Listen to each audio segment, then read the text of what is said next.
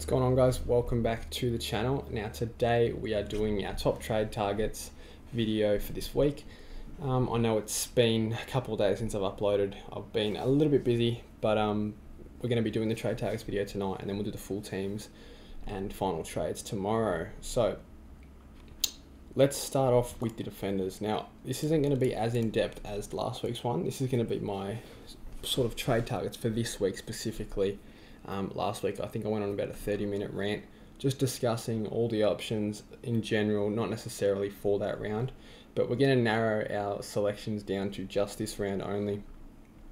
So the first guy we're going to talk about is Jordan Ridley. So if we go to average, Ridley sits 100.7, so he's got a 3-round average of 100. I think he's got his rollback now, which is really good. So the back-to-back 111s, I think he's a great price, 470k. He is my best buy for this week in the backline. Yeah, just getting all the kick-ins back that he had initially when he was 600k. So I think if you don't have Ridley now, this is probably the best time to get him. 32% of teams have him as well, so definitely sort of you know, a bit of an equilibrium for teams. But that haven't got him just yet. On the other side of the coin, you can, you know, trade him in or not trade him in as a pod. So that's the thing with Ridley. But I think he's got the rollback now, and I think it's here to stay, which is really good.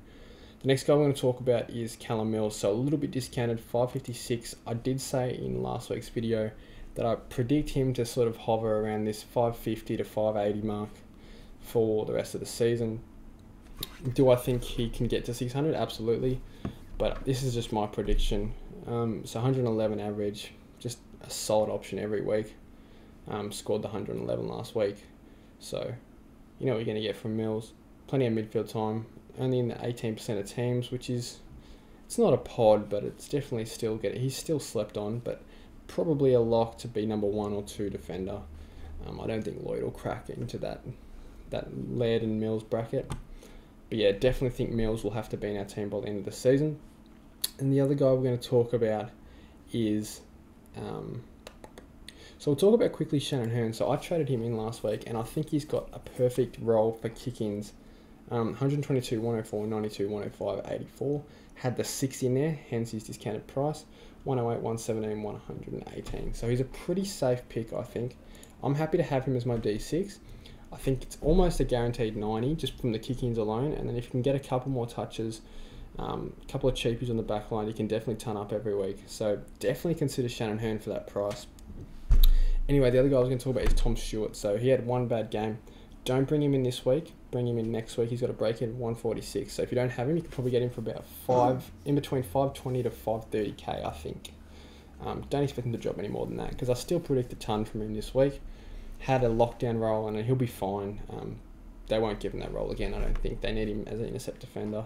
But yeah, so don't worry about Stewart for Tom Stewart owners. And if you don't have him, definitely going to be an opportunity to bring him in over the next couple of weeks.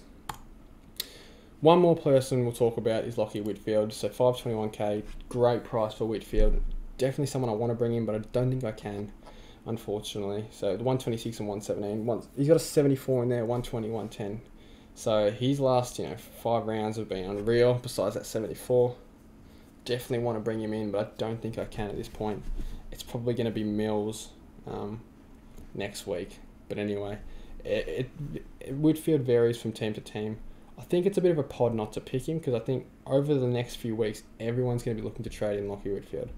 So definitely a little bit of unique selection to not pick him.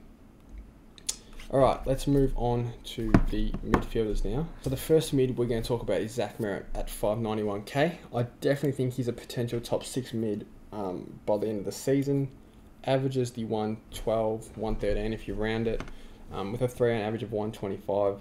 Plays Geelong, Adelaide and North, so the Geelong game will be tough. Adelaide and North, he should go real large against both of them. So definitely got a good fixture coming up. So Merritt's definitely one you have to consider over the next few weeks, because you know he's a stat pad, uses the ball pretty well, and just loves SuperCoach really. Like the way he plays, it's really good for champion data. So definitely one to consider. The next one we're going to talk about is Sam Walsh. So Walsh is an excellent option. The only thing that scares me with him is this last game. So this will be the SuperCoach prelim, I believe. He plays... Oh, sorry, no. This last game here, he plays the Giants. And that means he's probably going to get the De Boer tag. So for your leagues, SuperCoach Grand Finals, if you make them, it means you're probably going to get a sub 100 score from Walsh, which is definitely a big factor to consider. Do I think he'll get tagged again? I'm pretty confident he will. Unless Cripps hits some unreal form, I don't see anyone else getting tagged besides Walsh. So that's going to hurt our teams. If you already are a Walsh owner, there's not really a lot we can do. It's not worth burning a trade unless you've got plenty. Maybe flip him very last round, but besides that, man, these taggers are annoying. We can't do much about them. Some weeks, teams tag, some weeks they don't. I don't understand how Bolton Pelly hasn't been tagged, to be perfectly honest. He's been dominating and seems to get just about no attention from oppositions, which is pretty rare for the Bont. He usually gets a tag. Like last year, I saw he got one nearly every game.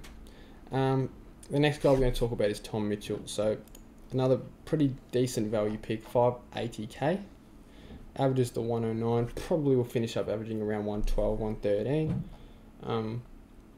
These last 3 games have been unreal. 5-round average of 119. 3-round average of 122. So you know what this man's capable of, and it looks like he's got his form right back, and his scoring is back to what the Tom Mitchell of old was like. So definitely look to bring in Tom Mitchell. I think he's a great option.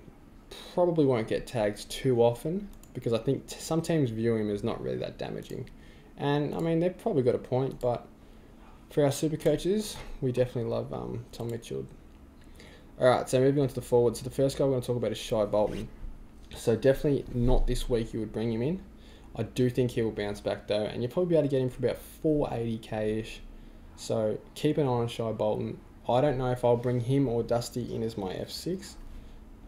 Still deciding with that. But yeah, I'm really not sure about Shy Bolton, but definitely wait and see this week. You've got to keep an eye on him, but don't bring him in this week. The next guy we'll talk about is Steele Sidebottom. So it looks like he's got his full-time mid-roll back with Robert Harvey coaching. Scored the 115 on the weekend. So we have to also keep an eye on him, because if he's got his mid-only role, that could really boost his scoring. The only thing that I'm a little bit worried about is Taylor Adams coming back. How does that affect Sidebottom in the long run? I'm not sure. We know he can get some niggle injuries as well, Sidebottom, so don't know if I would bring him in this week, but we have to keep an eye on him, similar to Bolton.